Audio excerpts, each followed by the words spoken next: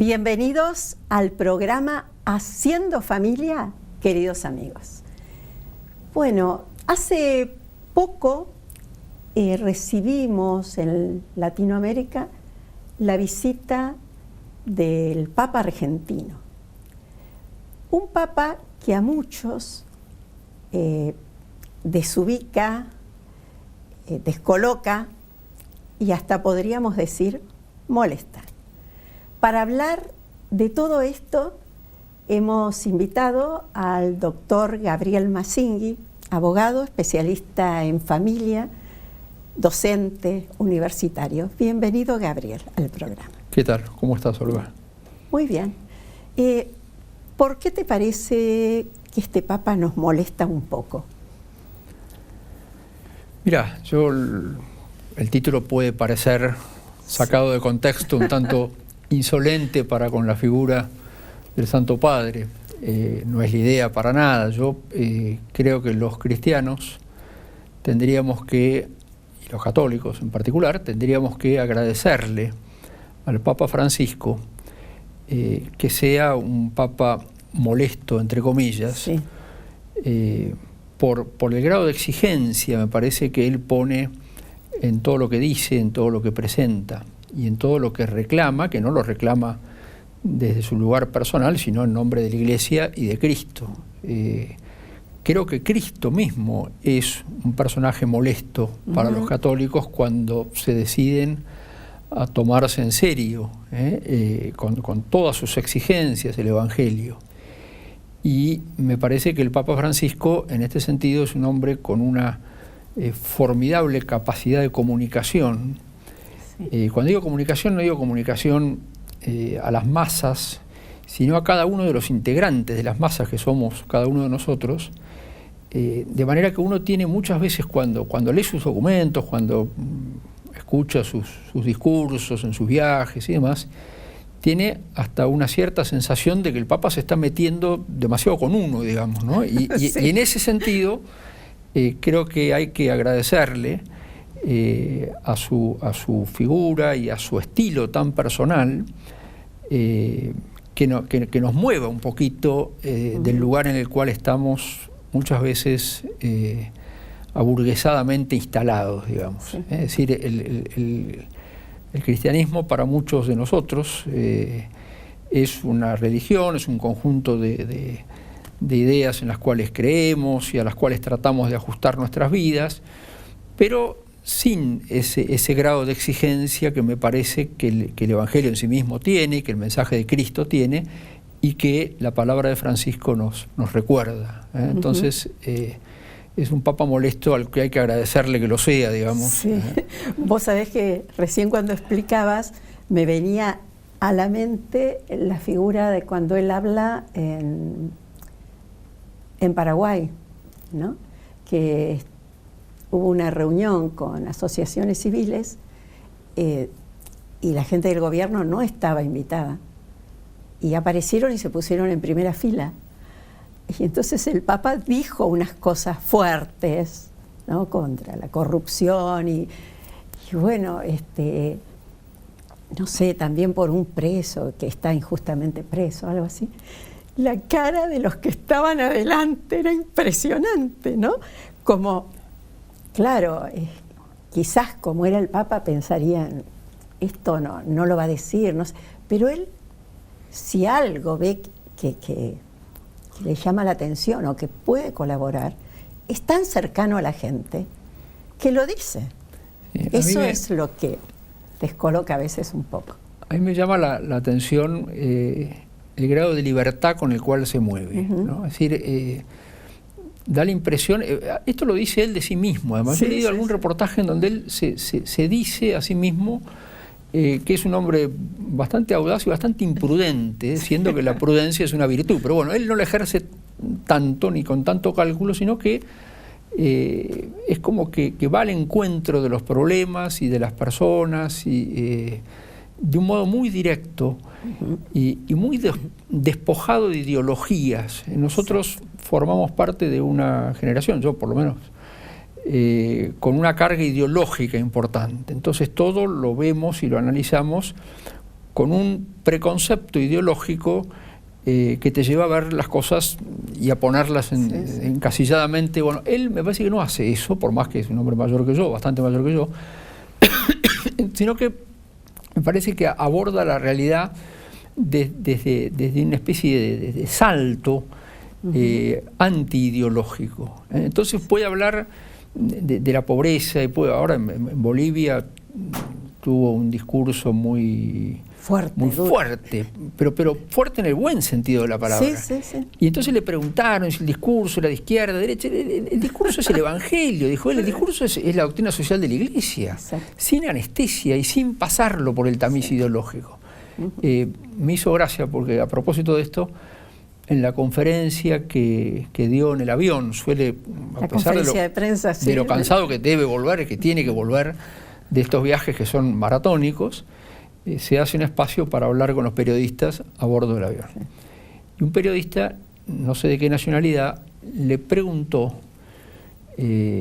por qué él hablaba y se dirigía a veces a los ricos y a los poderosos, y otras veces a los pobres y a los más humildes, y como que dejaba un poquito al costado la clase media, que en realidad es un enorme sector de la población, según los países en los que se vea el tema.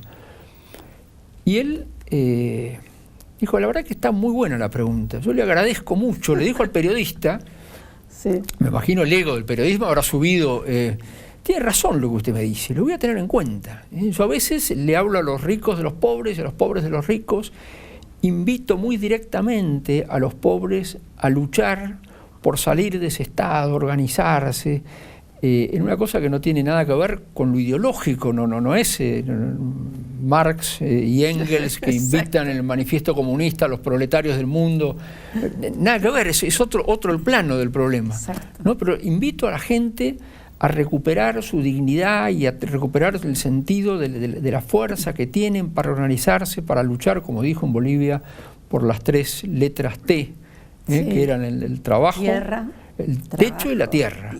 Eso lo hace muy despojado de carga ideológica y a mí eso me encanta. Me parece que nos pone muy mano a mano con los problemas. Sí, además le habla desde la realidad de la propia gente, ¿no? Porque en Bolivia el tema que abordó es una realidad que vive el campesino. O sea que es bien concreto. Ahora me parece que vamos a asistir a una cierta coronación de todo este magisterio que lleva 2 años y medio ya, que va a ser el año de la misericordia que él está por lanzar. Porque finalmente la idea que condensa y concentra y moviliza, digamos, toda esta doctrina social es la idea de misericordia. Entonces me parece que él, como un buen jugador de ajedrez, a pesar de que da la impresión, y es verdad, de un hombre de una enorme espontaneidad, al mismo tiempo la espontaneidad se va inscribiendo dentro de un derrotero perfectamente establecido, y el paso siguiente después del trazado de estas líneas tiene que ver con el corazón de los cristianos y se va a seguir metiendo con nosotros. Y la misión esa que él siempre impulsa, ¿no? Bueno, te lo digo vos, yo sé que misionas, seguís misionando. Sí, ahora hace un par de años estoy viejo para misionar ya. Pero que es... Sí, durante bastantes años fui a misionar al interior. Tenés la experiencia de lo que viviste, ves que lo que está diciendo es una realidad, ¿no? Sí, pero además él plantea la cosa no en términos de ir a misionar a un determinado lugar, ya sé. sino de plantear la vida cristiana como una misión de 0 a 24, como esos kioscos. Misionar en el colegio, en la universidad, en el taller, en la fábrica, en el hospital, en la familia, donde sea, digamos, la actitud de un cristiano comprometido es la de llevar a Dios a los demás, y eso es misionar en última instancia, ¿no? Y fíjate qué concreto que es cuando le habla a los matrimonios con el gracias, el por favor. Sí, tiene ese otro sesgo que es una especie de cura párroco de pueblo, por momentos, ¿no? Es decir, como decía mi abuela. Lo hace muy muy próximo, muy cercano, muy atractivo. Es decir, la figura del Papa es una figura, esto no lo digo yo, sino que lo dicen las millones de personas que lo siguen. Es una figura respecto de la cual uno se siente muy cercano. No solo por el hecho de que nosotros seamos argentinos y el Papa también, y anduviera en la línea B de subterráneo, sino porque él, vos ves que va a Brasil, el viaje del año pasado en Brasil fue un viaje apoteósico, y donde va consigue acercar distancias, inclusive en aquellos pueblos alejados del mundo cristiano, esos viajes audaces que él emprende, ha ido a Cuba, ha ido, digamos, y siempre está cerca de aquellos, aún de aquellos de los cuales está bastante lejos. Exacto. ¿No? Sí, no tiene... Por eso decimos que es un Papa que un poco nos interpela, ¿no? Nos interpela en el lugarcito cómodo en el que estamos. A mí me gusta, como persona que tiene fe, pensar en la obra eficaz del Espíritu Santo, digamos. Me parece bueno, me parece, no es que me parezca a mí, sino que la Iglesia ha tenido en los últimos muchos años, digamos, figuras maravillosas, en algunos casos proclamados santos, como en el caso de Juan Pablo II, como en el caso de Juan XXIII, el propio Pablo VI, que ha sido beatificado, digamos. Pero mirando un poquito con proyección, uno se da cuenta de que la Iglesia aparece gobernada en cada momento por el hombre justo, en el momento justo, digamos, ¿no? Entonces, después de esa figura descomunal que fue Juan Pablo II, que abarcó 26 años de la vida de la Iglesia, vino Ratzinger, y después viene el Papa Francisco con este estilo tan personal, tan despojado, que es una de las cosas que lo acerca, y bienvenido sea. Además, fíjate que la gente no tiene hoy mucho tiempo, y él aprovecha ese poco tiempo de la gente para salir al encuentro, ¿no? Porque años atrás uno tenía tiempo de leer, de investigar, de estudiar teología, filosofía. Ahora los tiempos te corren un poco, y entonces él va a lo concreto. Y en lo concreto, muchas veces le está dando una lección de filosofía o de teología a quien lo está escuchando, con palabras muy simples y muy sencillas. Es un mundo el nuestro en el que la gente no tiene muchas ganas de pensar. Exacto. Y está bastante regida y gobernada por las imágenes. El Papa Francisco me parece que eso lo tiene clarísimo. Y entonces él, a través de pequeños gestos que quedan reflejados en imágenes, consigue una proximidad con todos nosotros, que somos los cristianos de la calle, muy importante. En sí mismo no tiene mucha importancia si el Papa usa zapatos negros más o menos gastados o zapatos azules, da lo mismo los zapatos que usa el Papa, no. Pero parece mentira, pero esos gestos consiguen tender un puente con la gente para lo que realmente importa a la Iglesia y al Papa, que es acercar a Dios, ¿no es cierto? Ahora, a mí me encanta, como Sergio, no recuerdo en qué lugar lo dijo, creo que fue en Ecuador. Tanto en Ecuador como en Bolivia y en Paraguay habló de las economías despiadadas, ¿no es cierto? Fue muy claro. Y en Paraguay habló de las ideologías, ¿no? Cómo el ideólogo usa a los pobres y cómo es un terreno que los católicos perdieron, ¿no? Como los políticos, diciendo que ayudan a los pobres, no dejan que los pobres piensen. Y lo dijo textualmente. Sí. Dicen que ayudan a los pobres, pero ni ayudan ni dejan pensar a los pobres. Piensan por los pobres y no los dejan pensar a los pobres. Más claro imposible, ¿no es cierto? O sea, te enfrenta con la situación. Sí, él tiene ese modo de decir las cosas, es un hombre muy inteligente por un lado y muy crítico, y y muy directo para decir las cosas. A mí confieso que es un estilo que me llega, que me gusta, y que me molesta en el buen sentido de la palabra. Exacto. Porque en el fondo, detrás de la crítica al capitalismo salvaje, detrás de la crítica a los sistemas económicos que no permiten que haya una cierta igualdad de oportunidades, también hay una lectura personal de eso que uno debe hacer, porque el capitalismo no es una cosa así. En el fondo, los que estamos metidos en ese sistema y tenemos de pronto la posibilidad, por la educación que tuvimos, por el acceso a determinadas, de estar del lado más acomodado, por llamarlo de alguna manera, tenemos que hacer una lectura personal propia de cada uno. Si no importa tanto criticar al capitalismo, que yo no lo voy a modificar, importa tratar de modificar mis propias estructuras, mi corazón, mi billetera, para que haya en el mundo un poquito más de justicia, un poquito más de equilibrio, un poquito más de dignidad.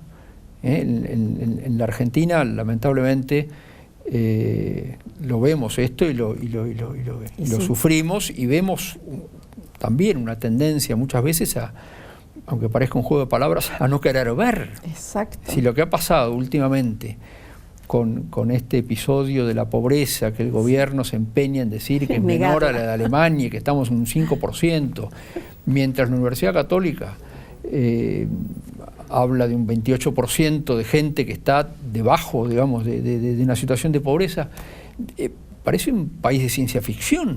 Sí, porque podemos discutir un pequeño margen según la forma de medir, pero no podemos decir que hay 12 millones de pobres o decir que no hay más pobres, como dijo el otro día un alto funcionario del gobierno. Es decir, es un disparate. Vos sabés que yo hago un reparto de donaciones de comestibles, ¿no? Cada 3 meses. Y lo que yo recibo de los referentes es que a la gente asiste, que a los comedores asiste más gente que nunca, ¿no es cierto? Porque está bien, tendrán el plan Madres, tendrán el plan Trabajar, tendrán el plan, pero no alcanza. Hay gente que lo está pasando mal y que está teniendo necesidades básicas que no se cubren. Entonces no podemos pensar que estamos bárbaros y ofendernos, como pasó con lo que dio a conocer la UCA, ¿no? El barómetro social y cómo estaba la pobreza. Sí, yo creo que está bueno, tratando de bajar el mensaje del Papa y la figura del Papa a nuestra condición de cristianos y de argentinos, que nos hagamos cargo, digamos, del problema. Es decir, no se puede seguir hablando del país como si fuera una abstracción. Hay que empezar a hablar de los problemas concretos y ver concretamente de qué manera podemos contribuir a que la situación mejore y se equilibre y no haya tantos marginados, como se lo suele llamar ahora, como hay, como se ve. ¿No te parece, Gabriel, que un poco nos falta organizarnos acá en Argentina, propiamente dicho?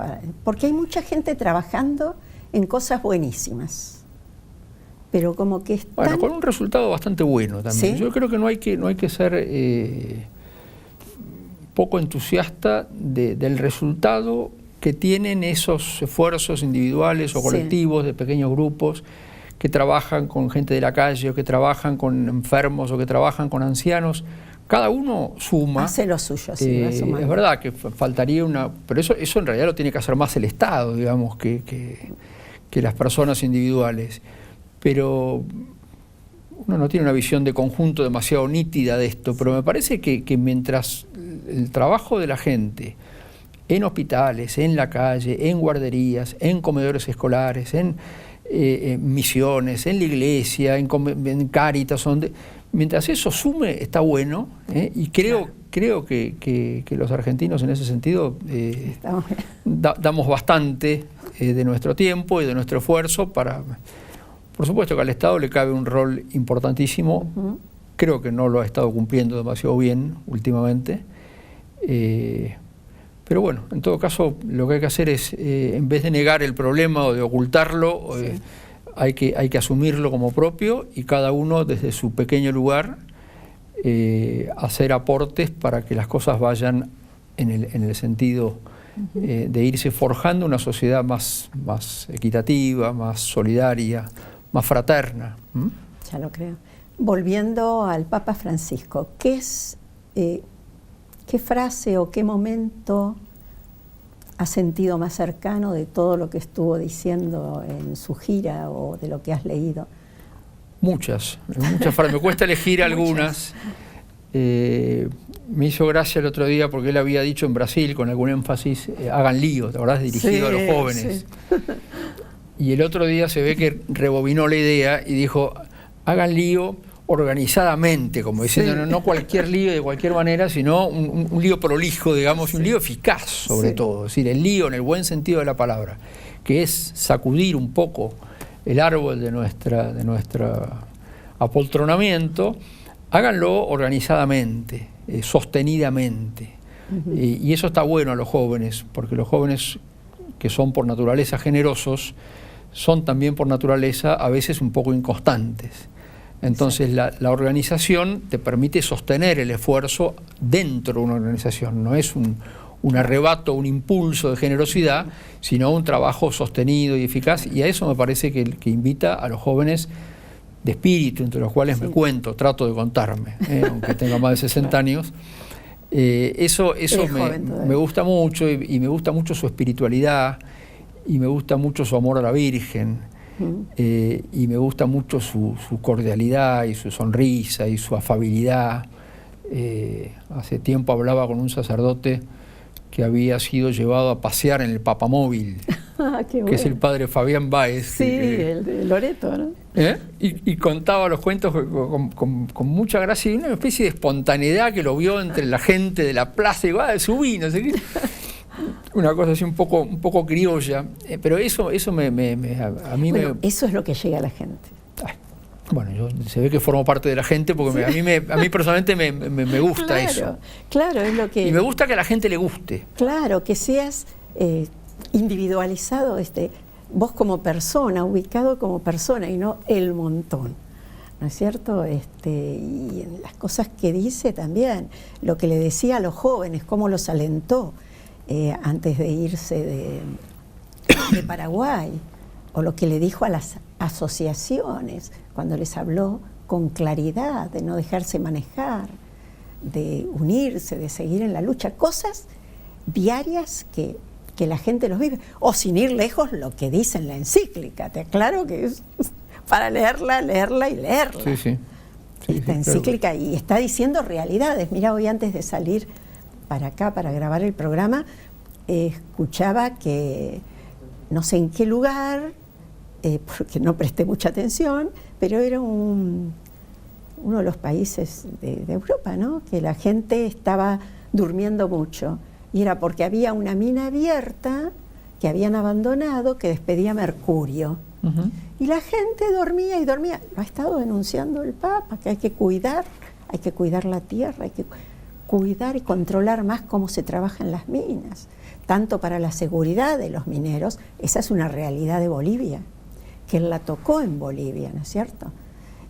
Tanto para el cuidado de los mineros como personas, y también para no contaminar el medio ambiente. ¿Te imaginas que si esa gente se dormía tanto por el mercurio, qué sería todo el medio ambiente que los rodeaba? Sí, ojalá sepamos escucharlo y escucharlo con el corazón, digo, ¿no? Sí. Yo me acuerdo de un viejo chiste de Mafalda, un personaje simpático, en donde estaba Mafalda con su flequillo negro, en un dibujito, y abajo había una radio, una radio de transitores, y de la radio salían las vocecitas, y decía el periodista, el Papa hizo un nuevo llamado a la paz. Y Mafalda, que es la encarnación del escepticismo, decía, y le dio ocupado. Lo que estaría bueno que no le dé ocupado. Es que al Papa Francisco no le dé ocupado en cada uno de nosotros, y que vayamos progresivamente dejándonos molestar por esa exigencia del Evangelio y del Papa, y transformando nuestro corazón, que es el que tenemos más a mano, para ir transformando nuestra sociedad, nuestro país y el mundo, que es lo que este hombre se ha propuesto. Y en una de esas va a conseguir, porque se maneja con mucha eficacia. Muchas gracias, Gabriel. Bueno, queridos amigos, muchas gracias por acompañarnos. Es para pensar, ¿no es cierto? Para pensar, analizar y quitar la lápida de nuestro corazón y dejar que las palabras y estas verdades que el Santo Padre está diciendo lleguen, nos toquen el corazón y lo transformen. Porque no todos podemos hacer todo, pero todos podemos hacer algo por el bien común. Será hasta el próximo programa. Gracias nuevamente por acompañarnos.